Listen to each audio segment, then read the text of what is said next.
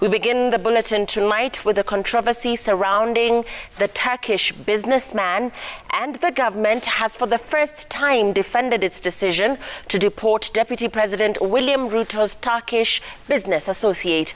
Interior Cabinet Secretary Fred Matiang'i said DP Ruto's associate had links with money laundering foreigners and illegally moved in and out of the country. Matiang'i claimed that the Turk flouted his work permit that restricted him in the country by flying to Uganda, Sudan, Zanzibar, and the Democratic Republic of Congo in shady, questionable ways. Sam Ogina with the details. The Interior CS appeared before the National Assembly Security Committee, where he broke government silence on the controversial arrest and deportation of Harun Aydin, the Turkish businessman associated with Deputy President William Ruto. Matiang'i claimed, in collaboration with intelligence from her neighbor countries, the Turk was flagged for linkages with money launderers. One, they noticed that he had been traveling around the region. And two, they noticed that he was keeping the company of people who are involved in money laundering. One of his associates in a neighboring country had actually been arrested in a third country while he was bribing a minister. The Interior CS further claimed the Turk flouted restriction on his work permit, that while his permit, clustered under Class G, did not allow him to operate outside the country, Harun Aydin not only flew to Uganda, but also flew to Sudan, the Democratic Republic of Congo, and Zanzibar.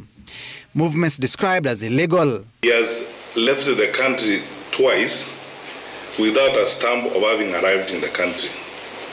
In his passport, when you look at the records in his spices and in his travel. Now, what that means in practical terms is that 2 times he was sneaked into the country. Aydin was to fly out with the Deputy President William Ruto to Uganda on the 2nd of August. With the Deputy President frozen from making the trip, the Turk proceeded and returned on the 7th of August, 5 days later.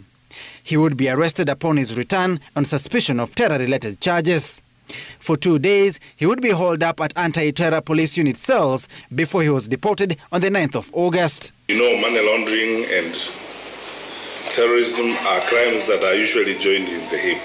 The arrest of the Turk necessitated by what the Interior CS described as a display of undesirable attributes by the immigrants. DP Ruto protested the deportation of Harun Aydin and went further to apologize on behalf of the government of Kenya in what he described as a political arrest and profiling of the Turk as a terrorist. But the government was bullish it will not apologize for its actions. Why would we apologize for doing what we agreed we were supposed to do? Because we were in communication with the Turkish government throughout. We surrendered the assistance to them as we had agreed with them. Why would we apologize? The government steadfast that it was protecting itself in the Harun Aydin saga.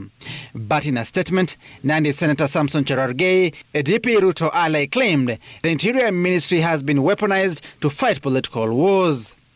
That the government statement was a ping-pong game, moving from terrorism claims to money laundering and passport not being stamped. Sam Ogina, Citizen TV, Nairobi.